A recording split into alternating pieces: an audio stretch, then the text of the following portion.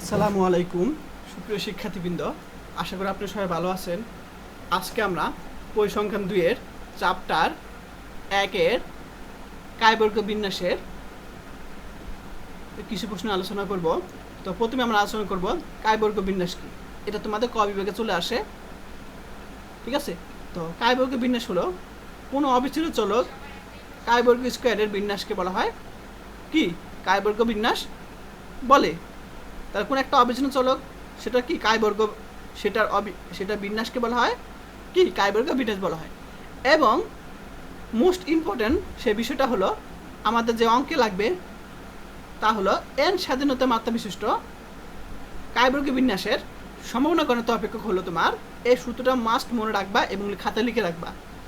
সেটা হলো F of কায়বর্গ স্কোয়ার n দেওয়া লাগবে না এখানে, equal to 1/2 gamma n/2 into e to the power minus power কি -1/2 কায়বর্গ স্কোয়ার পাওয়ার n/2 -1।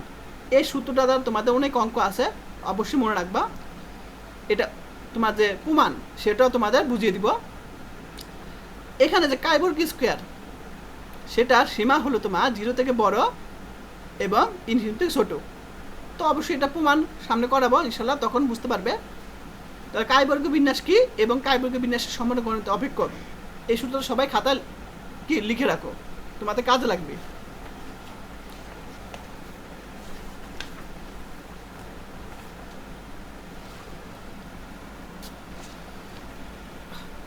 এখন আমরা আলোচনা করব কায়বর্গ বিন্যাসের যে বৈশিষ্ট্য বা ধর্ম আছে সেগুলো আমরা আলোচনা করব, বিগত সালে চলে আসছে। এবং এই যে তোমার ক বিভাগে প্রশ্নগুলো যে আসে সেগুলো কিন্তু এগুলো থেকেই আসে প্রায়, এবং এই বৈশিষ্ট্যগুলো থেকে তোমাদের ক বিভাগে কমন পড়ে। আচ্ছা, তো দেখো প্রথম বৈশিষ্ট্য যদি প্রশ্ন আসে তাহলে বৈশিষ্ট্য কি দিবা যে কায়বর্গ বিন্যাসের একটি মাত্র পরামান সেটা n, যা ইয়ার স্বাধীনতা মাত্রা। আচ্ছা, এই যে স্বাধীনতা মাত্রা n পেলাম সেটার উপর ডিপেন্ড করে তোমার বিন্যাসটি আকার, ঠিক আছে। এখন যদি n এর মান বাড়তে থাকে অর্থাৎ ইনফিনিটিভাবে অসীমভাবে বাড়তে থাকে তখন সেই কায়বর্গ বিন্যাসটা কী হবে তোমার পরিমিত বিন্যাসে রূপান্তরিত হবে। এটা কিন্তু প্রমাণ আছে তোমাদের, আমি তোমাদের করাবো এটা, ঠিক আছে। যে n এর মান যখন অসীম দিকে যাবে অর্থাৎ ইনফিনিটির দিকে যাবে তখন এই কায়বর্গ বিন্যাস কী হবে পরিমিত বিন্যাসে রূপান্তরিত হবে।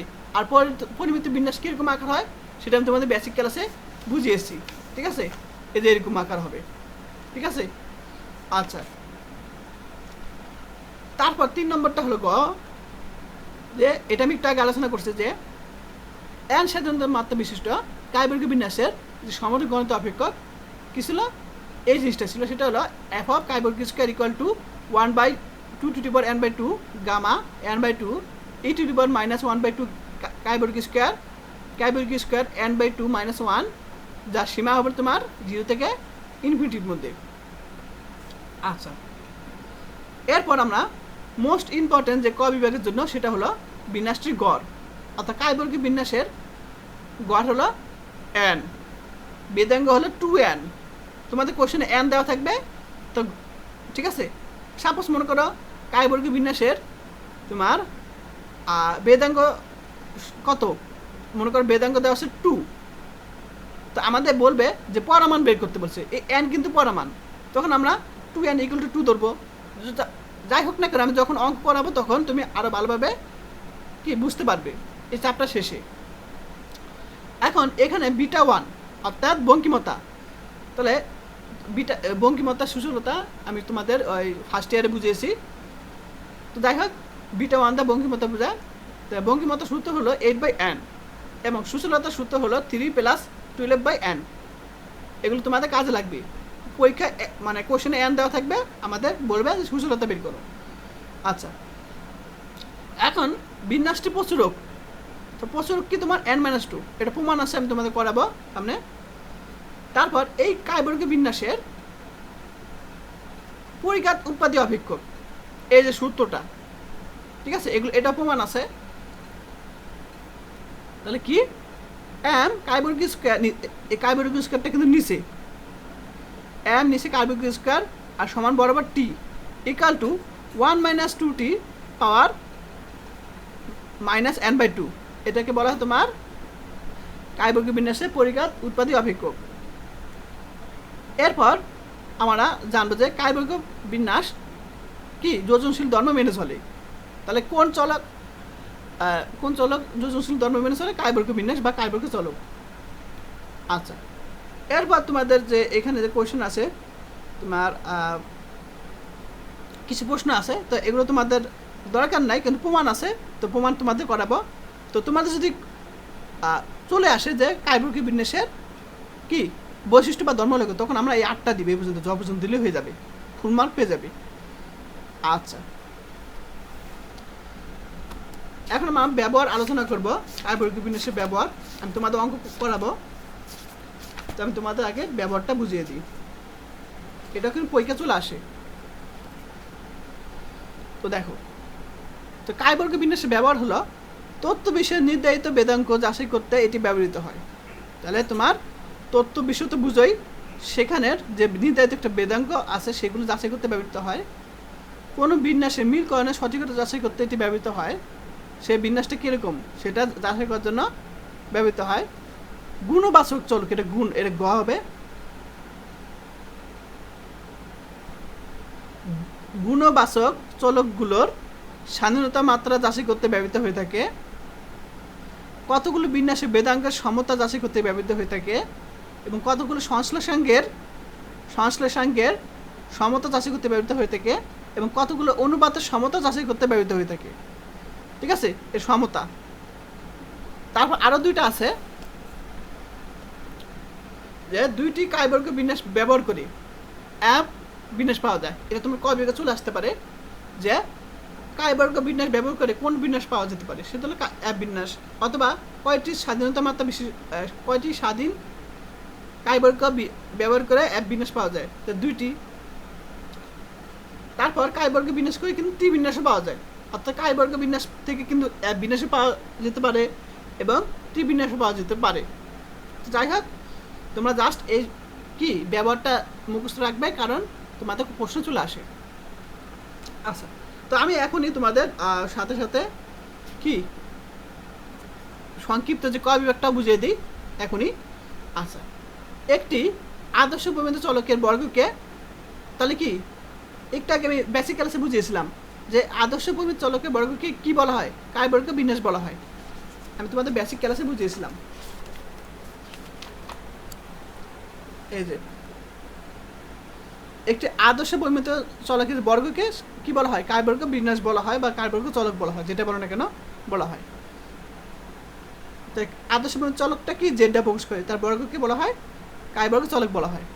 আচ্ছা, বেসিক যা বুঝেছি তাই এখানে প্রতিফলন হচ্ছে।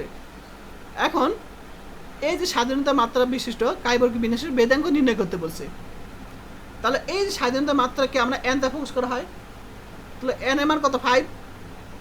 এন এর মানটা কি এখানে 5।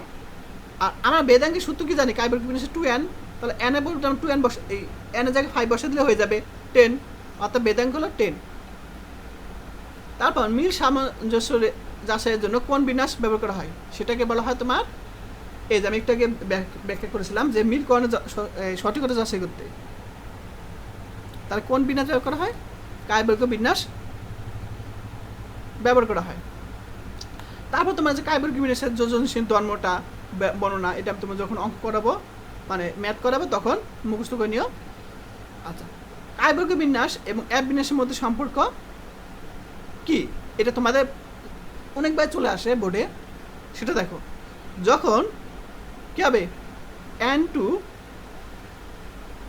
যখন n2 কি হবে ইনফিনিটিভের কাছাকাছি হবে, মানে অসীম দিকে যাবে, তখন n1 অ্যাপ বিন্যাস, অর্থাৎ অ্যাপ বিন্যাসটা n1 স্বাধীনতা মাত্রা বিশিষ্ট কায়বর্গ বিন্যাসের চলকে প্রমাণিত হয়। এটা তোমাদের ক বিভাগে আসে। আচ্ছা, তারপর আসে তোমার কায়বর্গ স্কয়ার পরীক্ষা কেন নন প্যারামেট্রিক হিসেবে ব্যবহৃত হয়। তাহলে কেন কায়বর্গ বিন্যাসের অথবা কায়বর্গের সমনগণিত অপেক্ষককে পরিমিত তথ্য বিশ্বের কোনো পরমাণ নেই। তাহলে এই যে আমরা যে সমানগণিত অপেক্ষক পাই, তার কি তথ্য বিষয়ে কোনো পরমাণু নেই, তাই কাইবর্গ পরীক্ষা কী হবে? নন প্যারামিটার বা অপরামাণিক পরীক্ষা হিসেবে পরিচিত। এরপর দেখো, একটি কাইবর্গ স্কোয়ার বিন্যাসের গড় যদি 6 হয় তাহলে বেদাঙ্গ কত? তো আমরা জানি গড় মানে n, আমি তোমাদের একটু আগে আলোচনা করছি কাইবর্গ বিন্যাসের গড় মানে n, কারণ গড়ের সূত্রই তো n, তো nটাই হলো তোমার 6, তাহলে বেদাঙ্গ কী হবে? n এর জায়গায় বসাই দিলে হয়ে যাবে 12। এরপর এই যে দেখো সেম অঙ্ক, যে 10 স্বাধীনতা মাত্রা বিশিষ্ট কাইবর্গ বিন্যাস প্রচুরক নির্ণয় করতে বলছে। তো প্রচুরকের সূত্র কিছু n-2, তো n এর মান তো দেওয়া আছে 10, তাহলে হবে 8। তারপর সবার লাস্টে যে ইম্পর্টেন্ট সেটা হলো কাইবর্গ বিন্যাসের সমানুগত অপেক্ষক লিখো। তাহলে এটা অবশ্যই বললাম যে মুখস্থ রাখতে হবে, অঙ্কে লাগবে। তাহলে এটা তোমার কি এ পর্যন্তই তোমাদের আলোচনা করা হলো, ঠিক আছে? তো বুঝতে পারছো কিনা সবাই কমেন্ট করে জানাবে, আর আরও ক্লাস কি দিব কিনা সেটা তোমরা কমেন্ট করে জানাও। এবং যারা এখন আমি ইউটিউব চ্যানেলটি সাবস্ক্রাইব করো নাই তারা অবশ্যই করে দিও আরও বেশি বেশি ক্লাস পাওয়ার জন্য।